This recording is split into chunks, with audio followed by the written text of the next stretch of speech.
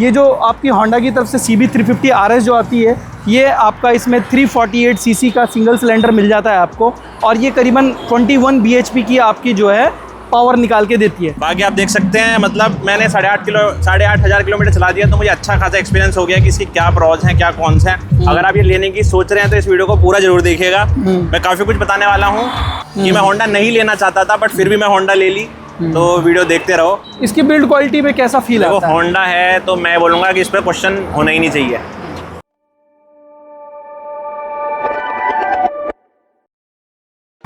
Good morning guys and welcome back to my channel. और आज एक और रिव्यू, ओनरशिप रिव्यू के साथ हम इस नई वीडियो में जो है आपके सामने जो है 350 RS को, CB350 होंडा की तरफ से जो RS आती है आपकी, उसको जो है हम इंट्रोड्यूस कराते हैं। और आज इसके ओनरशिप रिव्यू के लिए हम लोग जो है अपने मतलब अजीज़ फ्रेंड को बुलाते हैं। तो सबसे पहले मैं इसका आपको एक छोटा सा इंट्रोडक्शन दे देता हूँ। ये जो आपकी होंडा की तरफ से CB350 RS जो आती है, ये आपका इसमें 348 सीसी का सिंगल सिलेंडर मिल जाता है आपको, और ये करीबन 21 bhp की आपकी जो है पावर निकाल के देती है। पर इसका अच्छा खासा टॉर्क है, 30 न्यूटन मीटर का टॉर्क है। थोड़ी सी ये जो है आपकी कैफ़े रेसर जो और अपना कैफ़े रेसर टाइप बाइक बनाई गई है, और साथ में जो है अपना इसमें क्लासिक जो है, क्लासिक लुक भी जो है इसमें आपको दिया गया है। और ये आपके सामने जो है येलो लिवरी में खड़ी हुई है। तो इसके ओनर को आज हम बुलाते हैं। तो मेरा फ्रेंड जो है Surya, so welcome to the channel Surya. Thanks Gaurav और ये करने के लिए। मजाक मस्ती तो चलती रहेगी, हम लोग एक दूसरे को 8 साल से जानते हैं वैसे।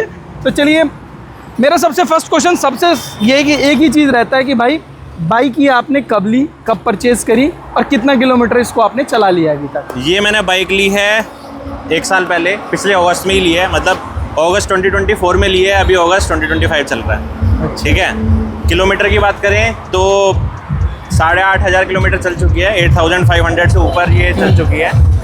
तो पीछे बैकग्राउंड में काफ़ी नॉइस है, तो उसको कोई थोड़ा अवॉइड कीजिएगा। बाकी आप देख सकते हैं, मतलब मैंने 8,500 किलोमीटर चला दिया, तो मुझे अच्छा खासा एक्सपीरियंस हो गया कि इसकी क्या प्रॉज हैं, क्या कौन्स हैं। अगर आप ये लेने की सोच रहे हैं तो इस वीडियो को पूरा जरूर देखिएगा। मैं काफ़ी कुछ बताने वाला हूँ। हाँ, बट मैं कुछ भी कंट्रोवर्शियल नहीं बोलूँगा, क्योंकि बहुत सारे बैड एक्सपीरियंसेस भी हैं, बट मैं बोलूँगा नहीं। तो चलो शुरू करो भाई। ये ही इज़ एक्सपर्ट, इसका भी ऑलरेडी एक चैनल है, इसलिए इसको बहुत अच्छा फ्लुएंसी है इस चीज़ में। चलो ठीक है, स्टार्ट करते हैं। तो इससे पहले आप कौन कौन सी बाइक ओन करते थे? मतलब लाइक इससे पहले जो आपने क्या बाइक चलाई? मतलब हमारे घर में आप ये समझ लो, हमने शुरुआत की थी डिस्कवर से। हाँ। बजाज डिस्कवर थी। उसके बाद रही है हमारे पास पैशन रही है। उसके बाद एक बारी को भाई ने रॉयल एनफील्ड की क्लासिक भी ली थी। उसके बाद होंडा की मेरे पास जो अपनी मेरी पर्सनल जो थी वो होंडा हॉर्नेट थी 160, होंडा हॉर्नेट 160 CB 160। और उसके अलावा अभी होंडा की एक SP 125 भी है घर में, और अब ये होंडा की CB 350। तो मतलब ये कहने का मतलब ये कि होंडा के काफ़ी लाइनअप आपके घर में होंडा ऑलरेडी बोलो है। या फिर जापानीज, क्योंकि जो स्कूटी है वो भी हमारी सुजुकी की है, तो जापानीज। मतलब जापानीज तरफ में ज़्यादा मतलब इंक्लाइन है आप लोग पता का? नहीं है वो ऐसे इंक्लाइन है या क्या चक्कर है, मतलब यही पसंद आती हैं। बहुत सारी चीज़ें ट्राई कर ली, चेंज करने का भी सोचा, ये बताऊंगा आगे कि मैं होंडा नहीं लेना चाहता था, बट फिर भी मैं होंडा ले ली। तो वीडियो देखते रहो, पता चलेगा। जब इसको लेने के लिए गए उस टाइम पे मतलब क्या क्या बाइक की शॉर्ट लिस्ट करी थी आपने? मतलब कि मेरे को मतलब बाइक्स को देखने जाना है और विजिट करना और इनका टेस्ट राइड लेना है। देखो, जब मैंने बाइक लेने की सोची, मेरी होंडा हॉर्नेट थी, अच्छी खासी चल रही थी, बढ़िया चल रही थी, कोई दिक्कत नहीं थी। बट मैंने सोचा कि थोड़ा सा अपग्रेड करा जाए, क्योंकि वो 100 की स्पीड पे बिल्कुल वाइब्रेट कर जाती थी कि बस खत्म हो गया, 100 आखिरी है, उसके ऊपर मत खींचो मुझे। अब वो जब तुम 3, 4, 5 साल 6 साल चला लेते हो तो तुम्हें ऐसा लगता है यार अब थोड़ा सा और तेज चलना चाहिए, थोड़ा सा पावर आई थिंक 7 साल 8 साल के आसपास तो हो गए। हम दोनों ने साथ में बाइक खरीदी थी कोलकाता में। तो फिर मैंने सोचा अब कुछ और लिया जाए, तो मैंने बजट बनाया था कि मुझे कावासाकी Z650 लेनी है। अच्छा, पहले मैंने ये बात करी थी, मैंने यही सोचा था, मैं पैसे वैसे इकट्ठे कर रहा था, कर लिए थे। बट फिर जब मैंने मम्मी को बोला, अपने घर पे बोला कि मुझे ये लेनी है, तो घर वालों ने मना कर दिया। अच्छा, इसका मतलब ये है कि बजट का कोई कांस्टेंट नहीं था? बजट का कोई कांस्टेंट नहीं था। बजट में 6-7 तक जाना चाहता था। बट घर वालों का कांस्टेंट आ गया कि उतनी तेज मत लो अभी, क्योंकि मैं 160 पे था अभी। 160 से सीधा 650 जाना थोड़ा ओवर, बहुत ज़्यादा हाइप हो जाता है, बहुत ज़्यादा हाइप हो सकता है। क्योंकि मैंने जब भाई की डोमिनार चलाई थी तो वो भी मुझे थोड़ा सा आउट ऑफ कंट्रोल चली गई थी क्योंकि आदत नहीं थी। हाँ तो फिर मैंने सोचा चलो ठीक है, थोड़ा कम कर लेते हैं। हाँ। तो मैंने सोचा कि मुझे 250 से 350 400 सीसी तक की लेनी है। फिर उसके बाद मैंने शॉर्ट लिस्ट तो कुछ नहीं करा, मेरा ये था मुझे फुल फेयरिंग नहीं चाहिए। अच्छा, स्पोर्ट्स बाइक में कोई इंटरेस्ट मुझे नहीं? स्पोर्ट्स बाइक नहीं चाहिए, मुझे नेकेड चाहिए या फिर क्लासिक? थोड़ा सा नहीं, क्लासिक भी इतना नहीं चाहिए, मुझे चाहिए था कि कोई थोड़ी स्पोर्टी बाइक चाहिए, बस मेरा मेन ये था। उसके बाद मैं काफ़ी सारी चीज़ें देखी। मैंने देखी सबसे पहले मैंने उस टाइम ट्रायम्फ की नई नई लॉन्च हुई थी, स्पीड लॉन्च हुई थी और स्क्रैम्बलर लॉन्च हुई थी। मुझे बहुत अच्छी लगी थी देखने में। स्क्रैम्बलर तो लिटरली मतलब बहुत सुंदर लगी थी मुझे देखने में। मैं एक बार हरिद्वार गया था तो वहाँ पे मैंने देखी हुई थी कि वहाँ पे वो चल रही है, तो मुझे बहुत सुंदर लगी थी, तो मैंने सोचा यही ले लेंगे। चलो, तो मैंने एक उसकी टेस्ट राइड ली थी। उसके बाद फिर मैंने और देखा कि और कौन कौन से बाइक आते हैं सेगमेंट में। तो मैंने एक सुजुकी की वीस्टॉर्म SX भी ट्राई की, 250 सीसी वाली। जो ऊपर वो तो एडवेंस नहीं, अच्छा नेकेड वाला, ऐसा कोई चक्कर ही नहीं था। मुझे चाहिए कि 250 से 400 सीसी के बीच में कुछ लेना है, ऐसा कोई टेंशन नहीं है, बस फुल फेयरिंग नहीं लेनी है। तो वो हो गया। उसके अलावा मैंने जावा की बॉबर देखी थी, जावा की 42 देखी थी, और शायद रॉयल एनफील्ड मेरे दोस्त पे है, रॉयल एनफील्ड क्लासिक बुलेट भी है, तो वो उसका मुझे पता है कि कैसे चलती है। तो उसकी मैंने टेस्ट राइड नहीं ली, बट मुझे पता ही था, तो वो ऑलरेडी मेरे दिमाग से कैंसिल थी, ये तो बिल्कुल नहीं लेनी। तो फिर मतलब ये इतनी सारी टेस्ट राइड करने के बाद इस पे क्यों अटक गए? अब ये भी कहानी है कि सबसे पहले एक्चुअली क्या हुआ था कि मेरी बाइक जो कोलकाता रजिस्ट्रेशन नंबर की थी, जो मेरी पिछली बाइक थी, हमने साथ में ली थी। तो अब वो मैंने सोचा कि यहाँ दिल्ली में शोरूम पे एक्सचेंज कर लेता हूँ, तो क्या पता होंडा से होंडा एक्सचेंज हो जाए। वो कुछ पैसे मतलब, क्योंकि वो दिल्ली में बिकेगी नहीं, प्रॉब्लम ये हो रही थी मेरी। तो मैंने सोचा कि क्या पता शोरूम पे बिक जाए। तो मैंने उनसे जाके बात करी, मैंने वहाँ पे बाइक देखी ऑप्शन, मुझे होंडा की C50 350 RS अच्छी लगी। मैंने इसकी टेस्ट राइड ले ली वहीं पे शोरूम पे। जब टेस्ट राइड ली मुझे बहुत अच्छी लगी, बट फिर मैंने सोचा कि बात कर लेते, एक्सचेंज हो सकती है क्या। तो उन्होंने बोला कि एक्सचेंज नहीं होगी क्योंकि वो WB का रजिस्ट्रेशन है, दिल्ली में नहीं होगा। तो फिर मैंने सोचा कि अब जब होंडा का एक्सचेंज का कोई चक्कर ही नहीं है, जब कोई चक्कर ही नहीं है तो बाकी बाइक भी देखी जाए। तब मैं दूसरी बाइकों पे गया। अच्छा। उसके बाद मैंने मतलब एक बार इसकी टेस्ट राइड ले चुका हूँ मैं तब तक। उसके बाद मैंने वीस्टॉर्म की टेस्ट राइड ली, मुझे पसंद नहीं आई बिल्कुल भी। लोग कहते हैं बहुत रिफाइंड है, पता नहीं, मुझे तो वाइब्रेशन लग रही थी, काफ़ी अच्छी खासी लग रही थी। और इसके अलावा मैंने जावा पे गया, उस पर भी मुझे बहुत वाइब्रेशन लगी। पता मैं पर्सनल बता रहा हूँ, बाकी किसी को लगी नहीं लगी मुझे नहीं, वो तो देखो सबका अपना अपना अलग अलग होता है। क्योंकि मैं होंडा चलाता था तो मुझे थोड़ी वाइब्रेशन भी ज़्यादा वाइब्रेशन लगती है। ठीक है, होंडा वालों की यही प्रॉब्लम होती है भाई। तो उसके बाद मैंने वो जावा भी मेरी कैंसिल हो गई। उसके बाद मैंने वही ट्रायम्फ का सोचा था, तो ट्रायम्फ के शोरूम पे मैं गया। तब तक दिल्ली में एक ही शोरूम था ट्रायम्फ का, वो शायद नारायणा की तरफ था, और सर्विस सेंटर भी एक ही था। तो मैं उसकी तरफ नहीं जा रहा था क्योंकि मैं नहीं चाहता था कि मैं सर्विस कराने के लिए नारायणा जाऊँ दिल्ली से, मतलब बिल्कुल ही उल्टा पड़ जाता 25-30 किलोमीटर। बाइक पसंद आई थी आपको? तब तक तो मैंने देखी, बस देखी ही थी, चला के नहीं देखी थी। तो उसके बाद क्या हुआ कि मुझे पता चला कि दिल्ली के मतलब मेरे घर के पास भी एक शोरूम खुल गया। तब तक मैंने खरीदी नहीं थी ये। मतलब मैंने 6-7 महीने वेट करा है कि मतलब सब चीज़ देख लेता हूँ, उसके बाद लूँगा कौन सी लेनी है, क्योंकि ऐसा कोई था तो है नहीं कि बहुत जल्दी लेनी है। तो फिर क्या हुआ कि मैं गया वहाँ पे ट्रायम्फ के शोरूम पे गया जो नया खुला था, वहाँ मैंने वो टेस्ट राइड ली। अब पता नहीं यार उसमें पावर के चक्कर में या कुछ भी वाइब्रेशन तो बहुत ज़्यादा हीट कर रही थी। मतलब मैं जैसे ही बैठा मेरा पैर पूरा गर्म हो गया। अच्छा। उस पर शायद जो पंखा लगा हुआ था वो शायद मेरे पैर भी हवा फेंक रहा था। तो एक तो मेरा पहला एक्सपीरियंस वो ख़राब हो गया। उसके बाद मैं जब वो ट्रायम्फ स्क्रैम्बलर का जो मैंने हैंडल पकड़ा, पता नहीं मेरे यहाँ दोनों साइडों में दर्द हो गया 5 मिनट के अंदर ही। तो मैंने कहा कि ये नहीं, मेरे लिए बाइक नहीं। मतलब और देखने में अपीलिंग थी, देखने में अच्छी लगी थी, मतलब ergonomics समझ में नहीं आया। मतलब ये है कि अगर मैं लेता तो हाँ थोड़ा सा लोगों को लगता हाँ बढ़िया बाइक ली है, बट प्रॉब्लम ये मेरे हाथ में दर्द हो गया था और गर्म लग रही थी और शायद ज़्यादा पावर निकालती है। हाँ, तो वाइब्रेशन भी थी।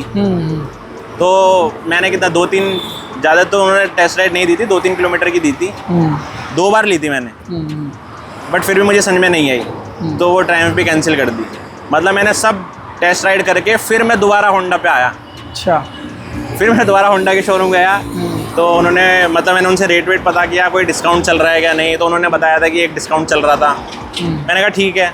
फिर उसी टाइम रॉयल एनफील्ड की गुरिल्ला भी आ गई थी। अच्छा, वो भी टेस्ट राइड ली? नहीं, टेस्ट राइड नहीं ली।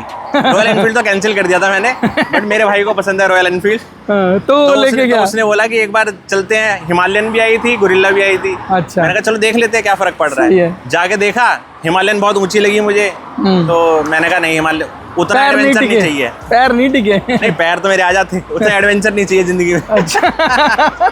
और रॉयल एनफील्ड तो मुझे वैसे भी नहीं चाहिए। उसका गुरिल्ला देखने में मुझे काफ़ी छोटी लगी, मतलब हाइट के हिसाब से। आई थिंक 790 मिलीमीटर ही है उसका सीट हाइट। सीट हाइट का इतना मैं टेक्निकल में नहीं जाता हूँ, मुझे ओवरऑल देखने में मुझे थोड़ी छोटी लगी बाइक। मतलब जो हंटर वाला हिसाब है ना कि मतलब थोड़े कम हाइट वालों के लिए बनाई हुई है शायद। हाँ, 780 है हंटर का। हाँ, तो फिर वो गुरिल्ला भी कोई मतलब नहीं था। मतलब रॉयल एनफील्ड तो मुझे वैसे भी लेनी थी, भाई के लिए चला गया था मैं। उसके बगल में ही होंडा का शोरूम था, तो फिर दोबारा मैं होंडा के शोरूम पे गया, तो मैंने उन्हें बोला कि यार बाकी सब ठीक है, बाइक बहुत बढ़िया है, कलर दो। कलर दो।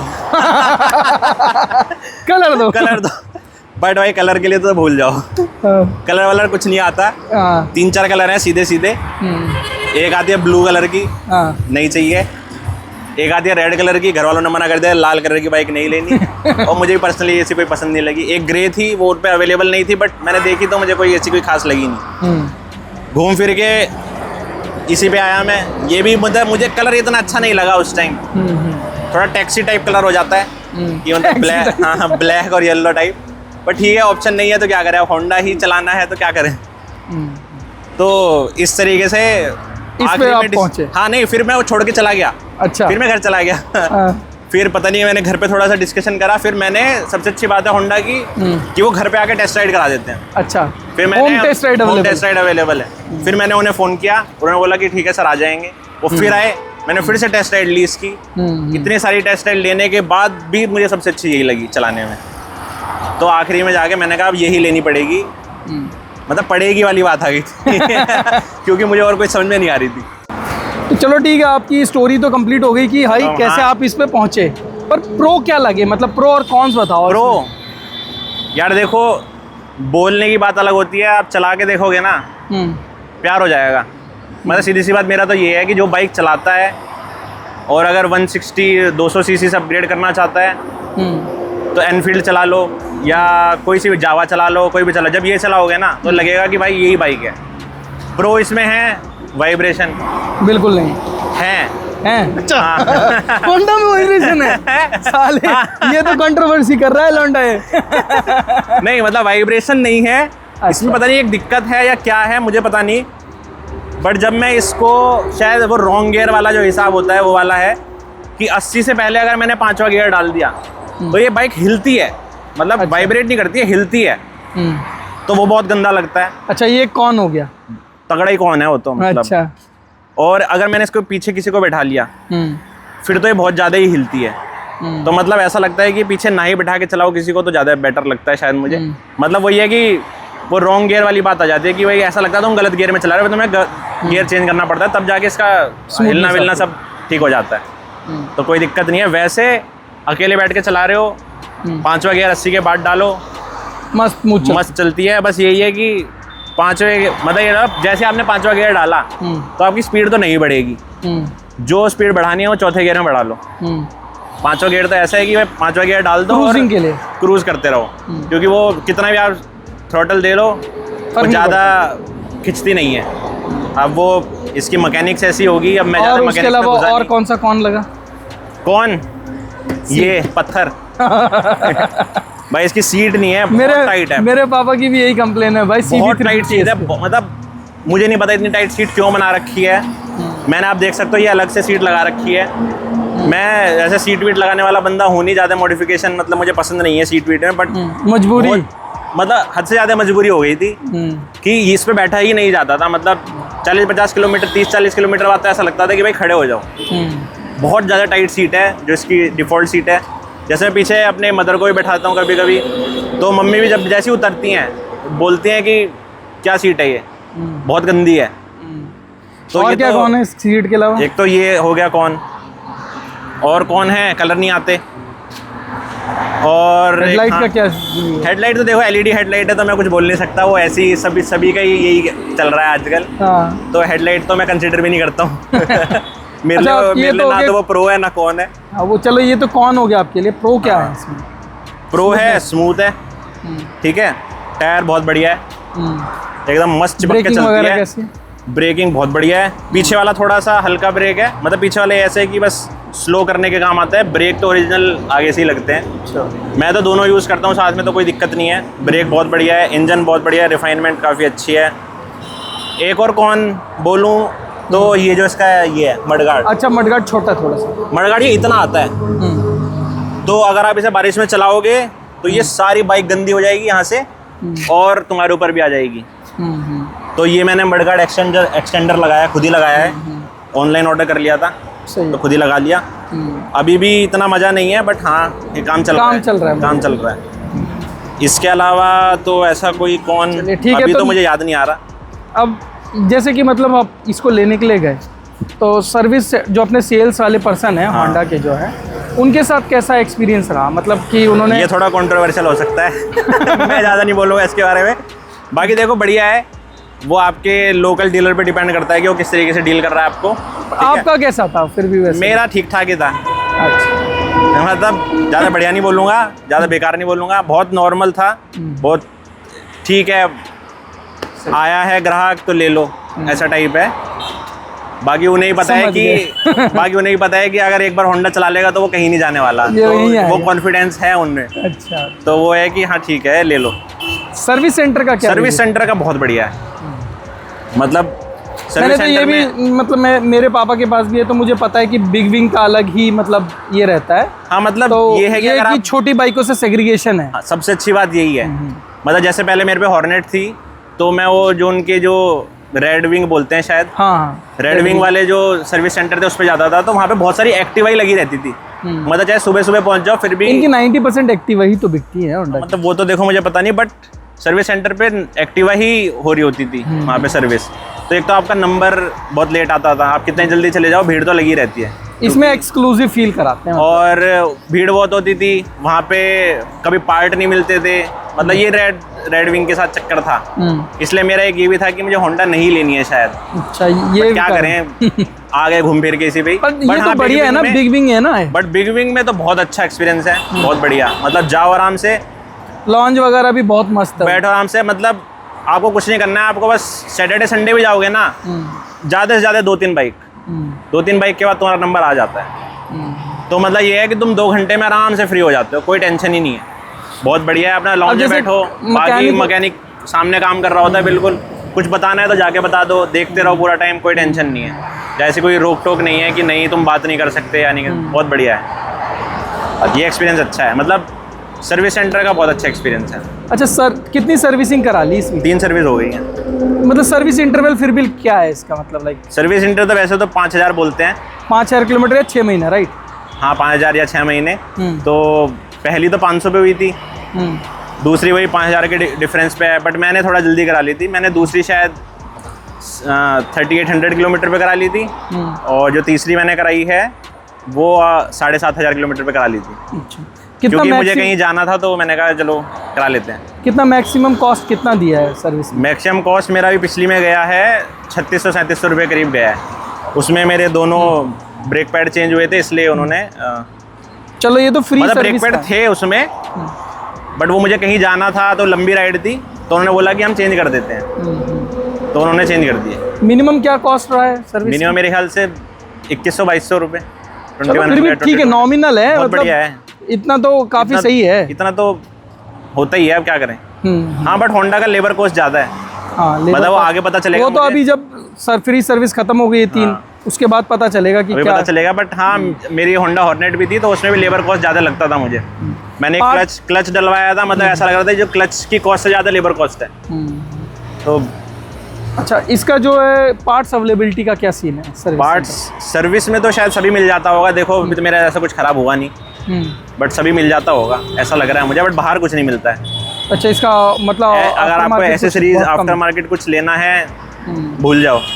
मतलब करोल बाग जैसी मार्केट में भी तुम्हें ढूंढना पड़ेगा कि कुछ मिल जाए, तो बड़ा मुश्किल है। चलो इसी से एक नेक्स्ट क्वेश्चन आ जाता है कि मॉडिफिकेशन क्या क्या करा है आपने? मॉडिफिकेशन तो ऐसा कोई खास नहीं है। हाँ मैंने लाइट लगवा रखी है, फॉग लाइट है। अच्छा, और आगे देखोगे तो ये मैंने येलो स्ट्रिप खुद लगवाई है, अच्छा। आगे पीछे। इसके अलावा मैंने ये लेग गार्ड लगवाया है। अच्छा। ये होंडा वाला अपना है, ये अलग से इंजन गार्ड था तो मैंने इसी में जुगाड़ करके फिट करवा लिया। अच्छा अच्छा अच्छा, ठीक है, तो मतलब ये लेग गार्ड हो गया। हॉर्न हॉर्न हाँ, हॉर्न चेंज करवाया है। इसके अलावा ये बैक रेस्ट, चलो ठीक है, बैक रेस्ट लगवाई है, ये पूरा आपका चेंज हुआ है। ये भी बड़ी मुश्किल से मिला है, करोल बाग वाली मार्केट में भी बड़ी मुश्किल से मिला है ये। अच्छा। उसके बाद ये सीट लगाई है, और बाकी तो ये नॉर्मल हमारा फोन होल्डर। अच्छा, जैसे इसकी पावर 21 bhp की है, ठीक है, और बहुत सारी इसकी कंपटीशन की बाइक जो आती हैं, मतलब 400 सीसी वाली, वो 42 bhp, 44 bhp, 35 bhp इस तरीके से पहुंची हुई हैं, डबल फिगर्स है। तो टॉर्क तो इसका ठीक है, चलो 30 ठीक है, बट पावर कभी कम फील नहीं होती, मतलब जैसे चला। यार देखो वही वाली बात है, या तो पावर कम फील कर लो या फिर गर्मी झेल लो। जो आप बोल रहे हो कि इतनी इतनी bhp की जो आती हैं, ऑब्वियसली वो हीट ज़्यादा करती हैं, तो फिर वही वाली बात है, उनमें रेडिएटर और वो सब फैन वैन लगे रहते हैं, वो सब पैरों पे हवा फेंकते हैं। या तो वो है, और मुझे ऐसा कुछ नहीं है कि मुझे उड़ानी है बाइक। 90-100 पे स्मूथ चले, ऐसी कोई बाइक होनी चाहिए। मतलब आपकी प्रायोरिटी मेरे हिसाब से जो मेरी उस टाइम जो रिक्वायरमेंट थी वो फुलफिल कर रही थी। हाँ, बट अब मुझे कम लगने लगी है, क्योंकि अब ये मैं रेगुलर चलाता हूँ, तो अब ये कम लगने लगा है। वो तो हाथ में बैठ जाती है, तो जो मिल जाता है वही कम लगने लगता है। देखो सीधी सी बात है, तो वही सीन है कि अब कम लगने लगा है, बट कम है नहीं, बहुत बढ़िया है। अच्छा, इसकी बिल्ड क्वालिटी, जैसे कि इसके जो लोहा इस्तेमाल कर रखा है, प्लास्टिक इस्तेमाल कर रखा है, इसकी बिल्ड क्वालिटी में कैसा फील आता है? होंडा है तो मैं बोलूँगा कि इस पर क्वेश्चन होना ही नहीं चाहिए कि इसकी बिल्ड क्वालिटी बहुत बढ़िया है। मतलब मैंने तो आज तक एक भी केस नहीं सुना कि कहीं से वेल्डिंग किसी की टूट गई या रस्टिंग हो गई या कोई चेसिस टूट गई। मैंने तो आज तक कोई केस सुना नहीं है। और मैं इससे पहले भी मेरे पास होंडा थी, वो शायद 7-8 साल है, अभी भी है मेरे पास वो हॉर्नेट, उसमें भी आज तक रस्टिंग हुई नहीं है। तो इसमें भी अभी तक तो कुछ नहीं है, मस्त है एकदम, 1 साल हो गए हैं। अच्छा, टायर का क्या फीडबैक है, आगे पीछे के जो टायर तो बढ़िया है एकदम, कोई दिक्कत ही नहीं है। इतना शायद 150 mm का टायर है ये 150, आगे 100 है, आगे 100 है। मतलब पीछे से तो ऐसा लगता है कि काफी चौड़ा टायर है। इसमें कैफे रेसर वाली फीलिंग आती होगी नहीं चलाते हुए, जब जैसे ऐसे करके? नहीं, उतना ज्यादा नहीं है, जैसा रॉयल एनफील्ड की आती है ना, कॉन्टिनेंटल और इंटरसेप्टर, उसमें ऐसे पूरा एकदम प्रॉपर कैफे रेसर जो है वो नहीं है, थोड़ी सी अपराइट है। हाँ, वो थोड़ी सी स्पोर्टी पोजीशन है, बट है ये नॉर्मल, मतलब जो हाईनेस वाला जो सेगमेंट है, बुलेट वाला सेगमेंट है ये वही, बट थोड़ा सा स्पोर्टी पोजीशन आ जाती है, इससे तुम थोड़ा सा ज़्यादा भगा सकते हो इसे। आगे पीछे के सस्पेंशन का क्या रिव्यू है आपका? सस्पेंशन शुरू में तो मुझे बहुत टाइट लगते थे। अच्छा। मतलब ऐसा लगता था थोड़ा भी गड्ढा आता तो फील होता था, क्योंकि जो मैंने बुलेट चलाई थी, बुलेट का सस्पेंशन बहुत अच्छा था, क्योंकि मेरे जानने वाले पे है, तो उसके सस्पेंशन मुझे बड़े प्यारे लगते हैं, उसकी सीढ़ी बहुत अच्छी लगती है मुझे। तो उसके कंपैरिजन में मुझे इसके टाइट लग रहे थे, बट अब तो आदत पड़ गई है, अब इतना कोई फर्क पड़ता नहीं। और ब्रेक्स तो आपने ऑलरेडी बता ही दिए कि आगे वाले बढ़िया हैं, पीछे वाले थोड़े से रोकते हैं, तो नॉर्मल है। अच्छा, ये इसमें कभी ऐसा हुआ, कभी बाइक कभी बंद पड़ी हो, रोड साइड असिस्टेंस लेना पड़ गया हो? मतलब वो तो बड़ा ही गंदा एक्सपीरियंस हो गया था मेरे साथ। कैसे? देखो, मैंने जब खरीदी थी तो रोड साइड असिस्टेंस मैंने लिया नहीं है, क्योंकि मुझे पता था मुझे दिल्ली में ही चलानी है। अच्छा। मैंने लिया ही नहीं था। अच्छा। तो क्या हुआ कि जैसे मैंने बाइक खरीदी, एक्चुअली मेरा वीडियो का थोड़ा काम है, तो मैं कहीं जाता हूँ, तो मैं वहाँ गया हुआ था। मैं जब वहाँ से आ रहा था, हाँ, तो ये थोड़ी सी चली, बंद हो गई। अच्छा। रोड पे बंद हो गई मेन। तो मैंने कहा पता नहीं क्या हो गया। फिर वो ये जैसे मैं इस पर सेल्फ मारता था, यहाँ से पेट्रोल गिरता था। ओह। तो मैंने कहा ये पेट्रोल कहाँ से आ रहा है, क्योंकि तब तक मुझे इतना फ्यूल इंजेक्शन के बारे में भी नहीं पता था कि ऐसा कुछ होता है, क्योंकि भाई मेरे पे तो कार्बोरेटर वाली बाइक थी। तो पेट्रोल गिरने लगा, तो मुझे समझ में नहीं आया ये हो क्या रहा है। फिर मैंने और उस दिन था शायद ट्यूसडे, और ट्यूसडे को बंद रहते हैं ये सर्विस सेंटर। शोरूम तो खुला रहता है, सर्विस सेंटर बंद रहते हैं। तो क्या हुआ कि मैंने फ़ोन करा होंडा के शोरूम पे, उन्होंने बोला कि इसका तो अभी हम कुछ कर नहीं सकते, सर्विस सेंटर से बात करा देते हैं। मैं उस टाइम लाजपत नगर के आसपास था, तो लाजपत नगर वाले शोरूम पे फ़ोन करा, उन्होंने बोला कि ओखला वाले से बात करा देते हैं, ओखला में सर्विस सेंटर है। वहाँ से बात कराई, उन्होंने बोला कि आज तो कुछ नहीं हो सकता, या तो बाइक लेके आ जाओ। मैं बाइक लेके कैसे जाऊँ? तो मैंने क्या करा, जहाँ मैं वीडियो बनाने गया था वहीं खड़ी करके आ गया। अच्छा। मतलब वो तो अच्छी बात है कि मेरी थोड़ी जान पहचान थी, तो मैंने खड़ी कर दी। नेक्स्ट डे उनका ही एक सर्विस वाला आया, जो साइड थी वहाँ पे रिपेयर इसका पाइप वाइप सेट करके गया। मैंने बोला, मैंने कहा भाई अच्छे से चेक कर ले। उसने अच्छे से चेक करा, उसकी टंकी वंकी खोल के नीचे से पूरा पाइप लगाया और 1 रुपया भी नहीं लिया। नहीं, पर मेरे को लगता है कि फिर वो शायद वो मेरे ख्याल से थोड़ा मैन्युफैक्चरिंग के टाइम में थोड़ा सा वो पाइप लूज रह गया होगा। वैसे कभी कुछ नहीं हुआ, मतलब जब से वो पाइप सही से लगा है तब से तो मस्त चल रही है एकदम। अच्छा, फिर आपका RSA का क्या ख्याल है अभी? मतलब अभी लिया फिर कि नहीं, मैंने नहीं लिया, अभी भी नहीं लिया। अभी भी नहीं लिया? अभी भी नहीं लिया। जैसे अगर मान लो कभी बाहर जाने लगे और फंस गए कहीं, तब बाहर तो जाने बहुत बड़ा लगे सीन हो जाएगा। RSA कौन सा बचा लेगा? नहीं, RSA एटलीस्ट आपको नियरेस्ट शोरूम तक तो पहुंचा ही देगा। तब ले लें, जब जाना होगा उससे पहले ले लेंगे। अभी तो मैं कहीं जा नहीं रहा बाहर। पूरी इंडियन मेंटालिटी है भाई, पूरा पैसा बचाएंगे। नहीं ऐसा नहीं है, मतलब लेके रख के मुझे पता है कि अभी 1-2 साल के अंदर मुझे कहीं ऐसा दूर नहीं जाना है कि जहाँ पे मुझे कुछ नहीं मिलेगा। बाकी ज़्यादा जान पहचान तो है ही, कहीं से ना कहीं से कुछ ना कुछ जुगाड़ कर ही लेंगे। मीटर कंसोल कैसा लगता है इसका? मीटर कंसोल नॉर्मल है बहुत।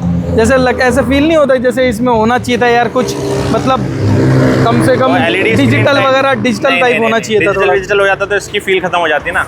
अच्छा, तो रेट्रो फील चाहिए थी। अब वो बाइक के हिसाब से फील है, मुझे तो कुछ भी चल जाता है। मैंने तो बोला मेरा तो बजट था इतने से इतने में, मतलब इतना सीसी से इतने सीसी में लेना है, बाइक कौन सी लेनी है ये कोई सीन नहीं था।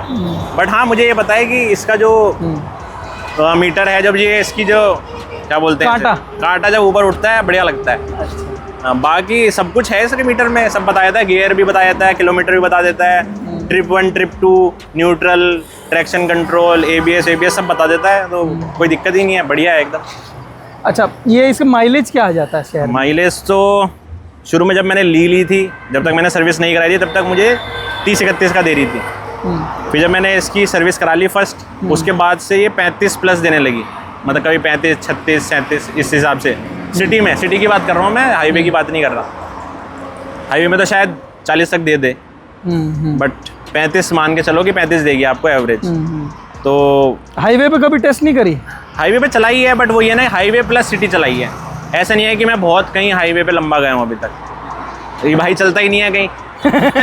चलेंगे। मैंने भी होंडा बुक करा रखी है। उसकी भी भाई वीडियो बनाएंगे। वो तो बहुत बड़ी उसका दुख दर्द बहुत है भाई। तो ऐसा है, भाई ने भी होंडा बुक करा रखी है, तो इसकी जब आ जाएगी शायद तब तक ये पुरानी हो जाएगी, तब तक मैं भी दूसरी ले लूँगा। क्योंकि वो 1 साल हो गया बुक कराए, नहीं 6 महीने बुक कराए हो गया है, और अभी पता नहीं कब आएगी। चलो ठीक है। अच्छा, इसकी हेडलाइट के थ्रू तो आपने ऑलरेडी बता दिया कि नॉर्मल मैंने फॉग लैंप लगवा लिए थे। सीट का कंफर्ट कैसा है पिलियन वगैरह के लिए? जो है पिलियन का मैंने आपको बता दिया है, इतना अच्छा नहीं है, मतलब जगह काफ़ी है, बट सीट बेकार है। बेकार क्या बोलूँगा, मतलब कंफर्टेबल नहीं है, तो पीछे बैठने वाले को मजा नहीं आता। लंबा चला भी नहीं सकते पीछे, मज़ा नहीं आता है पीछे वाले बैठने, पीछे जो बैठता है ना उसको मज़ा नहीं आता, वो कहता है कि भाई उतार दे, बहुत टाइट है। मैंने एक जेल सीट आती है, उसके अमेज़ॉन पे बहुत अच्छे रिव्यू हैं, नाम नहीं लूँगा मैं, आप गूगल कर सकते हैं। ये मीम चल रहा है, बट हाँ उसके काफ़ी अच्छे रिव्यू है। जेल सीट है, मैंने पीछे लगाई थी वो, बट उसमें फील नहीं, उसमें भी कुछ मज़ा नहीं है। मतलब जेल का ऐसा है, अगर आप उंगली से दबा के देखोगे तो वहाँ से तो दब जाएगा, लगेगा बहुत सॉफ्ट है, बट जब पूरा बैठोगे तो वो तो पत्थर ही लगता है। और ये एयर वाला थोड़ा अच्छा है, तो मैं सोच रहा हूँ इसी की एक छोटी भी आती है, पीछे लगा। ये ग्रैंड पिट स्टॉप की आप अमेज़ॉन से ले लो, या मैंने तो करोल बाग से ली थी, तो बहुत बढ़िया है। इसी की एक छोटी वाली भी आती है, शायद वो पीछे लगा लूँगा मैं। अच्छा, क्लच का क्या फील है? क्लच कैसा है इसका? क्लच बढ़िया है, हल्का है, हार्ड है? क्या है? नहीं हार्ड नहीं है, हल्का नॉर्मल है, नॉर्मल है, मुझे ठीक लगता है। गियर बॉक्स कभी अटका? हाँ, गियर बॉक्स तो भाई होंडा है, मतलब मुझे ऐसा क्यों लगता है कि होंडा का अटकता ही होगा। मेरा होंडा जो मेरी हॉर्नेट थी उसका भी गियर बॉक्स अटकता था दूसरे तीसरे गियर पे, मतलब हमेशा नहीं, कभी कभार, मतलब 100 में से 10 बार अच्छा अटकता ही था। काफी 10% तो काफी वैल्यू है। मतलब मैंने वो सर्विस सेंटर वाले को भी कितना अटकता है, सर्विस सेंटर वाले को भी कई बार दिखाया, वो कुछ करता था, थोड़े बहुत दिन नहीं अटकता था, फिर अटकना स्टार्ट हो जाता था। मुझे नहीं पता चला आज तक वो क्यों, आज तक भी अटकता है। इसका 100 में से बोलूँगा 2-3 बार तो अटक जाता है। अच्छा, फिर भी बहुत कम है। हाँ, मतलब बहुत कम ही है, मतलब पर वही वाली बात है ना कि मतलब इतना एकदम स्मूथ होना चाहिए ना, जब होंडा है तो स्मूथ होनी चाहिए, स्मूथ, सारी चीज़ स्मूथ चाहिए, सारी चीज़ वही है ना। जब तुम्हें आदत पड़ जाती है ना अच्छे की तो सब अच्छा चाहिए, थोड़ा सा भी बुरा लगता है। और हीटिंग और वाइब्रेशन का कुछ, वाइब्रेशन कोई मतलब नहीं है कभी, मतलब मिरर वगैरह में वाइब्रेशन आती है? कभी नहीं होती है, अगर आप स्पीड ज़्यादा चलाओगे मेरे ख्याल से 100-110 से ऊपर चलाओगे तो शायद हो तो जाती है। हवा से ही हो जाती होगी। हवा से हो जाती है, वैसे भी हो जाती होगी, मतलब मैं उतनी चलाता नहीं हूँ, बहुत रेयरली चलाता हूँ। मैं वही 90-95 रखता हूँ। एग्जॉस्ट का क्या फील है? मतलब एग्जॉस्ट तो बहुत बढ़िया है मतलब रॉयल इनफील्ड से क्या जो थंप है उससे ज़्यादा अच्छा लगता है? यार, उससे मुझे बहुत अच्छा लगता है। बहुत क्यों अच्छा लगता है? बहुत अच्छा लगता है उससे तो पता नहीं क्यों, बट इसका जो थंब है थोड़ा बेसी टाइप है ना, दुक दुक दुक दुक करके है थोड़ा। और रॉयल एनफील्ड का थोड़ा सा अलग है, किसी को वो अब लोग साइलेंसर चेंज करा लेते हैं, वो सब अलग चीज़ है। स्टॉक में बता रहा हूँ मैं, स्टॉक में ये मुझे बहुत अच्छा लगता है। और एक रीज़न ये भी था कि ये वाली ली मैंने बाइक क्योंकि इसका मुझे थंब बहुत अच्छा लगा था। मतलब जब आप शोरूम में खड़ी करके इसको रेव करते हो तब बढ़िया, बहुत बढ़िया होता है, ऐसा गूंजता है, बहुत बढ़िया लगता है। बाहर निकल के हाँ शुरू में थोड़ा सा जब हीट कर रही होती है बाइक, जब आप इसको कोल्ड स्टार्ट जब एकदम बढ़िया हो जाता है, रवा हो जाता है, तब मस्त लगता है। हाँ, उस टाइम तो घर्र थोड़ा सा वैसा आता है, बट जब गर्म हो जाती है 2-3 मिनट के बाद, तब एकदम चेंज हो जाती है इसके बाद, तो बढ़िया। अच्छा, क्या सजेशन है इस बाइक को लेके कि किन लोगों को ये बाइक लेनी चाहिए? किन लोगों को ये बाइक लेनी चाहिए? देखो यार, वैसे तो ये मुझे रोड पे बहुत कम दिखती हैं, ठीक है, क्योंकि पता नहीं क्यों नहीं लेते, क्योंकि थोड़ा आरी का थोड़ा ज़्यादा रौला ज़्यादा है या क्या है, मतलब जो भी है। बट मैं ये बोलूँगा कि ये बाइक लेनी चाहिए जिसको वही 250 से 400 सीसी के सेगमेंट में लेना है भाई, इसको टेस्ट राइड जरूर करके आना। इसको कर लेना, हाईनेस को कर लेना, मतलब जैसा भी है, दोनों सेम ही बाइक है ऑलमोस्ट, बस थोड़ा बैठने का फ़र्क है। तो कोई सी भी ले लेना, बट एक बार टेस्ट राइड जरूर लेना ना। बाकी फ्यूल एफिशिएंसी अच्छी है इसकी, मतलब बाकी के कंपैरिजन में देखा जाए तो शायद अच्छी देती है। अच्छा, फ्यूल से याद आया मुझे कि आपने इसमें 95-90 दोनों डलाया होगा, राइट? हाँ, मतलब कुछ फ़र्क पता चला पावर में या माइलेज में? हाँ, मतलब जो नॉर्मल वाला जो पेट्रोल है, आजकल जो कंट्रोवर्सी चल रही है A20 वाली, तो मैं तो नॉर्मली डलवाता हूँ मोस्टली, तो मुझे वही 35 की एवरेज मिलती है। जब मैंने एक बार डलवाया था तो शायद 36-37 की हो गई होगी, ज़्यादा तो कुछ फ़र्क पता नहीं चला मुझे। पावर में खींचने में कुछ फर्क? पावर मैंने आज ही डलवाया है, आज हम सुबह जो राइड पे आए हैं, आज ही डलवाया इसमें पावर। अब देखूंगा क्या रहेगा, बट मुझे लगता नहीं कि ज़्यादा कुछ फ़र्क पड़ेगा, थोड़ा 1-2-4% का ही फ़र्क पड़ता होगा। ये बट इस चीज़ में मैं कोई कमेंट नहीं दे सकता अभी। अच्छा, फ्यूचर के क्या प्लान्स है? मतलब आगे इस बाइक को कितने साल रखने वाले हो? हाँ। या क्या अपग्रेड होने वाला है, क्या प्लान है इसके? फ्यूचर का तो देखो ऐसा है, मैं अपनी चीज़ बेचता नहीं हूँ, पता नहीं, ऐसी मेरी थिंकिंग है। मैंने आज तक जितने मोबाइल लिए हैं सारे मेरे पास पड़े हैं, 4-5 जितने भी हैं, वो दराज में पड़े हैं, सड़ रहे हैं, बट मैं किसी को दूंगा नहीं। ऐसी मेरी पिछली बाइक है, वो भी खड़ी है, ये भी है, बिकेगी कभी नहीं। हाँ, बट अगर कभी अपग्रेड करना हुआ ये रहेगी, बट ऑब्वियसली उस टाइम मैं देखूंगा। मतलब मेरा आज भी Z650 लेने का मन करता है, तो होपफुली, मैंने आज तक वो चला के भी नहीं देखी है, पता है बस क्रेज है, देखने में सुंदर लगती है मुझे तो मेरा लेने का मन है, बट देखेंगे। Z650 900 तो नहीं जाऊंगा मैं, 650-700 तक ही रहूँगा, उसके नीचे रहूँगा, 650 तक रहूँगा। भाई की जब आ जाएगी CBR, क्या है, CB650R, जब आ जाएगी तो इसकी चला के देखूँगा, तो अगर वो अच्छी लगी तो क्या पता वही ले लें। चलो ठीक है, ये भी सही है।